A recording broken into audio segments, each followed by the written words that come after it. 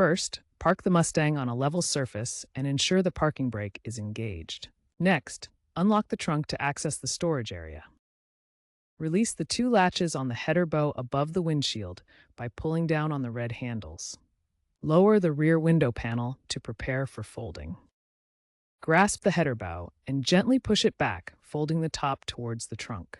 Secure the folded top in the trunk's storage well using the provided straps or clips to prevent flapping. Ensure nothing obstructs the folding mechanism to avoid damage. Avoid opening the top in winds exceeding 30 miles per hour. Release the secured straps in the trunk and unfold the top. Align the header bow with the windshield frame.